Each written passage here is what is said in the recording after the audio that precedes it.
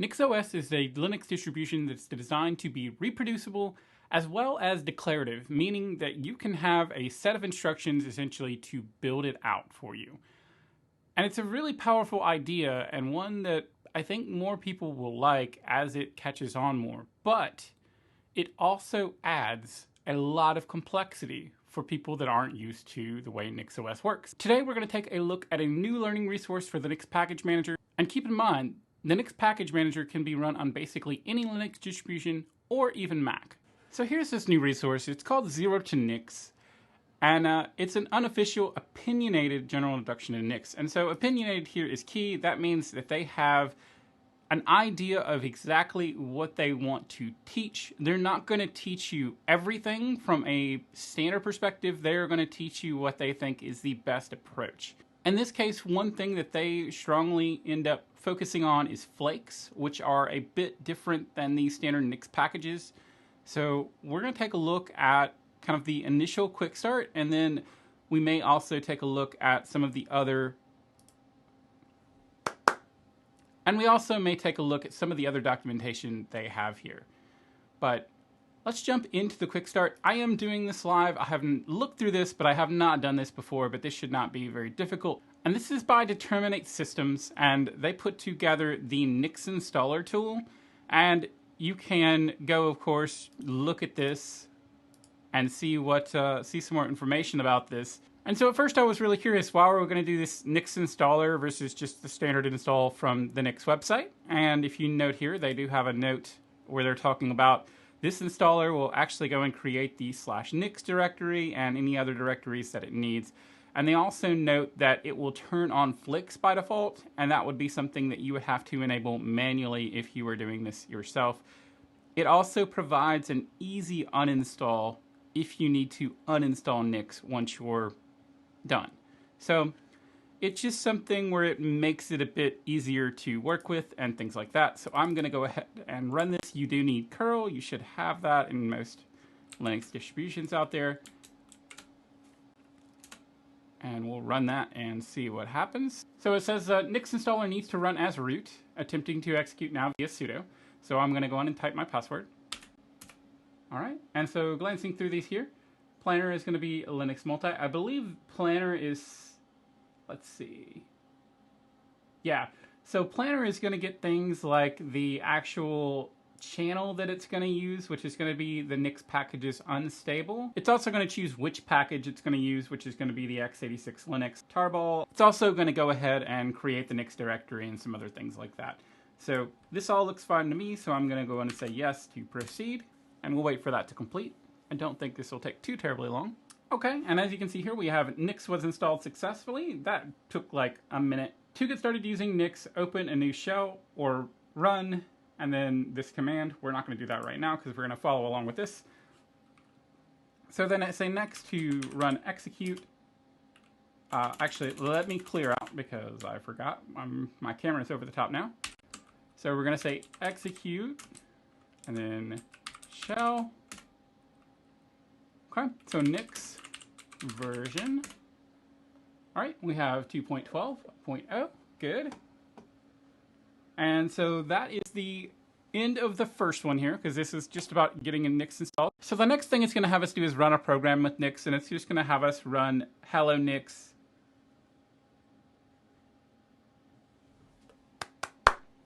So the next thing we're going to do is run a program with Nix. We're just going to run pony-say. I believe it's a simple terminal program. I'm not familiar with it, but I wanted to just show that this is the command they're actually going to have us run, and it says Nix run, and it's going to also give an explanation, which we're going to focus on a little bit more once we get down to that. But next is going to have us build a package from Nix, and it wasn't initially completely obvious what the difference was here. But this is actually going to build the package too. So let's go ahead and run this because it may take a moment. And while we're letting that run, then we'll be able to actually go and read this explanation. So as you can see here, it's running over here. It's probably not going to take too long, but we're going to focus on this. So here's what this is actually doing. It used Nix packages pony-say and as a flake reference, and it pulls in some of the code that it needs as flake output. and it built the package, stored the result in the Nix store, and then it ran it as an executable and input hello Nix as the actual input for it. If you look back at the command echo hello Nix and then pipe to to put these commands together to run this into this command, and Nix run Nix packages pony say is gonna essentially build and run that package. We then get the little pony saying hello Nix. So it notes here some of the language they're using here. In Nix, every program is part of a package. Packages are built using the Nix language. The pony say package has a single program, also called pony say, but packages can contain multiple programs as well as man pages, configuration files, and more. So the ffmpeg package, for example, provides both ffmpeg and ffprobe. And then this is where it's talking about install and run in one command. You may have noticed Nix run doesn't require anything like Nix install. And so that's where it's talking about. And next, we're going to go in and build a package specifically instead of just running it right away. So that, let's say we're going to be building bat, which is a syntax highlight version of cat. Let's go in and make this directory. Okay, we made the directory, and we also cd'd into the directory. So if I had a file here, I could cat that, and we're going to go in and build Nix Packages bat. And it's going to go ahead. That was really quick. I expected it to be fast, not quite that fast. And again, it's a flake reference. And again, this is one of the key differences here between standard like Nix documentation and this is they're really relying a lot more heavily on flakes. So if I run ls now, I do have result, and it's a symlink to the built package in the Nix store, and I can verify by running this relink result, and you can see Nix store, a bunch of numbers, and then bat 0.22. And so what this ended up doing is it downloaded the Nix code in Nix Packages, found a package definition with the name bat, and then used that build instructions for bat to build a package, and then stored the result in the Nix store. And I can now run bat by simply running /result bat help. And so here you go. I've got the standard help command for bat. And it's a cat clone with syntax highlighting and git integration. And you see all of the commands here.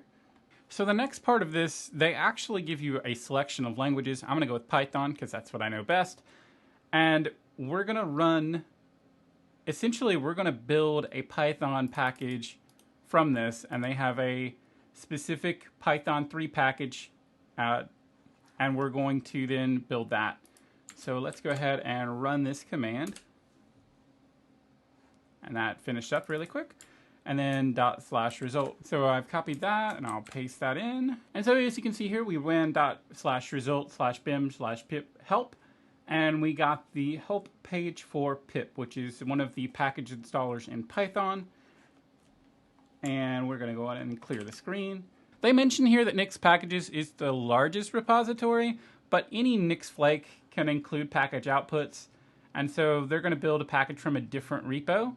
And this time we're going to specifically build the package for Home Manager. So let's go ahead and run that. And so Home Manager is something you can use in NixOS in particular, and it's really designed to be more of the user level applications. As opposed to storing those in the global config file, a lot of times people will recommend you use Home Manager. So that's why they're having this. So now that we've built that, we've used the flake reference to the Home Manager repo from GitHub, and we're going to go ahead and run that. And now, of course, we got the commands for Home Manager. And so Home Manager install, Home Manager download, Home Manager uninstall. And next up, we're going to explore Nix development environments. And this could be really nice if you're wanting to work with development. One thing that I want to understand better, and this is something that I would probably need to take some time or ask some questions to the right place, is to understand how this would differ from, say, Python virtual environment. Because once you're in a Python virtual environment, it generally is going to be similar to this. But let's go ahead and run this, and we'll see what this looks like. So this is creating a bash environment for development. and we should be in Nix example, I believe, once we actually get done with this. And so it's just downloading everything it needs to run this. As it says here, it could take a while, and a lot of these can take a while depending on network connection and, you know, your actual processor speed and stuff like that. But anyway, you can see now I have Nix and then Nix shell. And then I am still in that build packages folder. I got 2 warnings here. I'm not seeing anything about those here. So I don't think there's something that's expected. It could just be something weird with my settings or something weird with Fedora / Deborah. I'm not sure. But what we can do is we can say type git, and git is, notice that git is being stored in the Nix store. And if I say type curl, we get the same thing in the Nix store. So this is all being set up in the Nix store. If we add, if I say type cat, it's in the Nix store. If I say type bat, you'll notice when we run this, we're not going to we're not going to get anything because bat is not in this setup. In fact, bat is probably not even in my normal setup with the way we've installed it via Nix. And so once again, it goes through and talks about what happened here, and it's talking about how it used the flake reference to do this, and it built the packages specified, and then it set up an environment with a path that enables git and curl, and it talks about a few other things. I would really recommend going through and reading a lot of this because this is going to give you a lot more information to understand exactly what's going on. Some of these are not as important to me. So one specific note here is kind of interesting, is you can actually run commands inside the development environment without being in it. So if I run these 2 commands, even though I'm no longer in the Nix shell development environment, if I run this command, it's actually going to run this inside the development environment. And I'll go on and clear the screen again, and we're going to run one more. And so what this is actually some HTML, I believe probably from this particular page, one of these pages. And it's just pulling that down from GitHub. I'm going to clear this out again. And we're back down to some language specific stuff. And it's going to actually allow us to set up a Python development environment. And it's going to download that. And now we're in Nix shell. And we're just going to say type Python. And so once again, Python is going to be in the Nix store. And that is one of the key things. And so let's run this Python C print. We should just print 1 + 1, which will be 2. And we get 2. And again, this is all running on the Python in the Nix store, not directly on my system. And so this is talking about how ultimately you could take this environment and, you know, start adding other tools in it. You can add multiple different languages in it, and you could do that. But one cool thing down here is this is something I have not really heard much about, but so direnv, it's a tool that actually loads specific environment variables whenever you cd into a directory, and you unload those directories when you cd out of the directory. So this combination of direnv and Nix, it can be really nice. So just quickly at a high level, if you're not familiar with programming, sometimes you need environment variables. Maybe it's a password, or maybe it's an API key, or maybe it's a system setting or some directory or something. It can be anything like that. But typically, in a Python example at least, you would have like a configuration file, or you would need to store these as system variables. But what this is saying is you can actually have these stored as an environment variable in the directory and have it set up so that when you cd into that directory, you actually have those environment variables loaded. And then when you cd out of the directory, you're no longer able to see those. And this is really nice because this can be stuff that you don't want to necessarily access at other times. This could also be really good when you're trying to run multiple versions of something and you need to name something the same variable name in multiple environments. And it would be a bit of a pain to have like password 1, password 2, or API token 1, API token 2. This could be really cool. I haven't personally messed with this, but this could be something where it could be very nice for developers to play with. So next up, they're going to talk about how to search for Nix packages. I want to point out first that you have search NixOS. So you do have this website. This can be helpful And I think they even mention this somewhere in here. Yeah, search.nixos.org. So we're going to use Nix search, and we're going to search for cargo. So if you haven't heard of cargo, first let's exit this environment.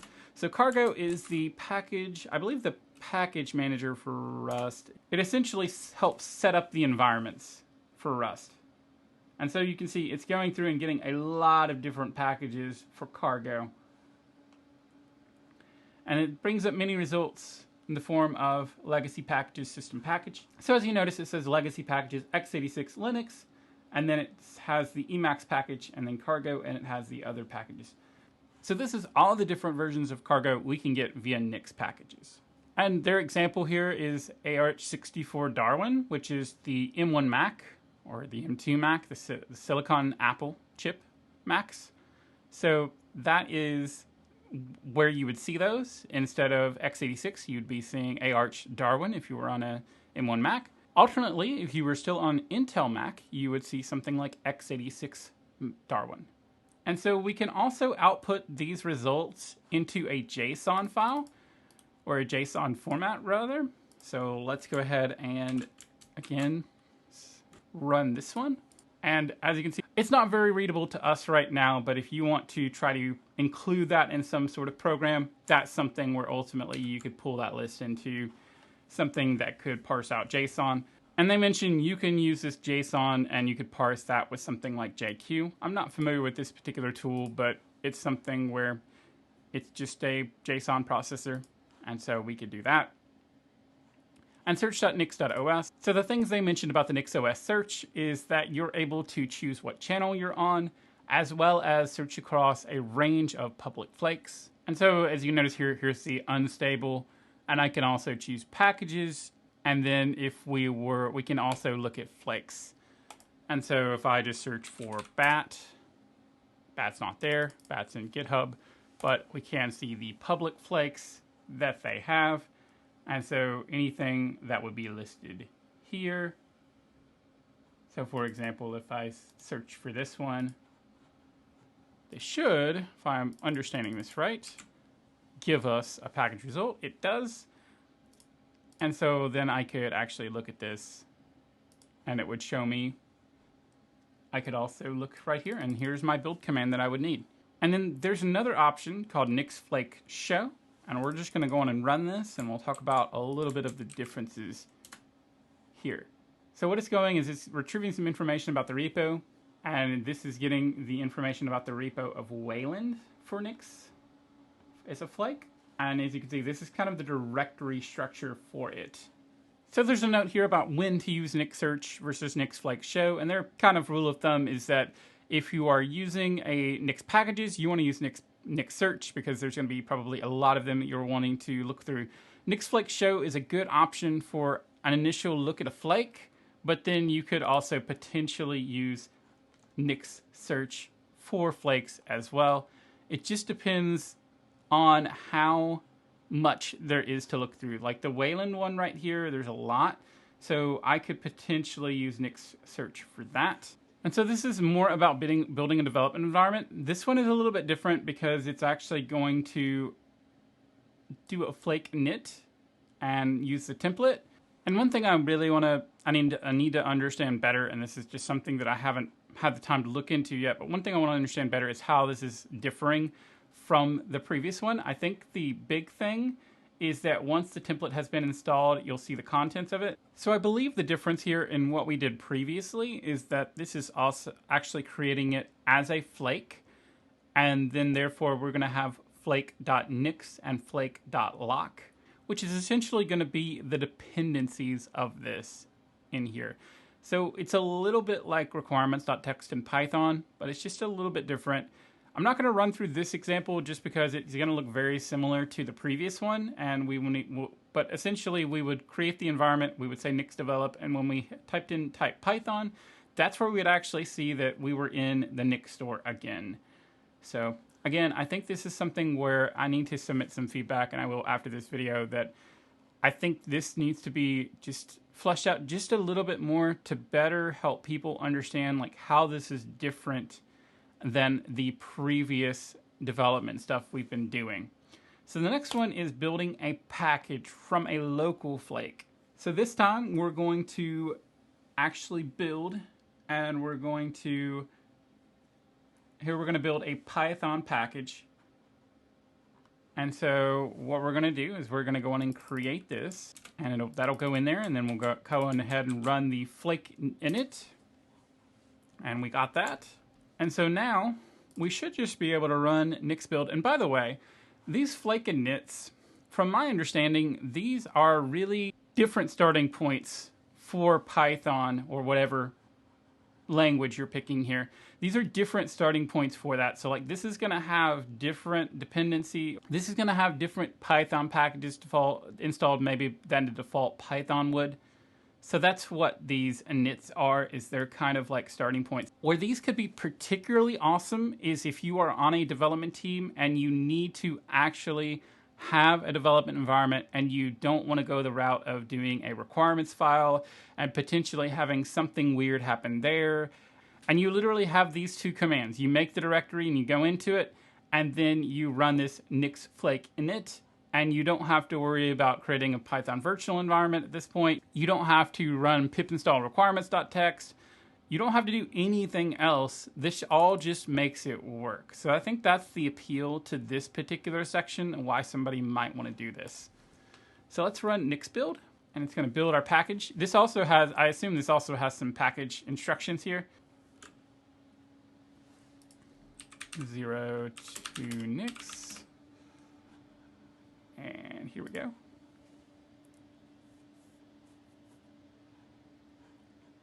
Let's view the code, and I think we're looking for like examples. And so at first I'm glancing through here and I'm like, where is it? And I realize I think it's in the Nix folder because it is a flake reference. So if I go to Python here, this is where it's actually getting this, and this is this flake lock, flake Nix, hello Py, setup Py, and editor config and all that. So now that we've done that, this command determines that the local Nix flake has a package output and defines that. So if I say ls now, I wonder if we get the actual package.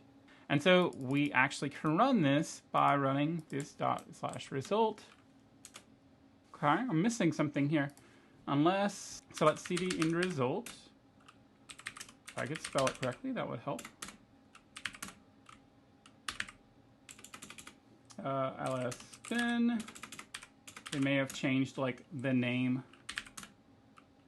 Bin, cd bin, and then ls. So we just have hello. So, I wonder why we're not getting this to build. What's also weird is that, so when I run Nix build, you'll notice it's trying to run this building 0 to Nix, but like I don't get any output. And when I actually try to run the run command here,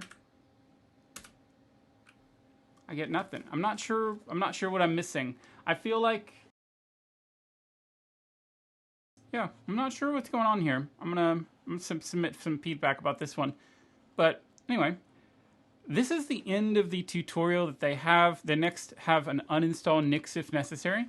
So this is how you would go and actually uninstall the Nix Package Manager if you needed to.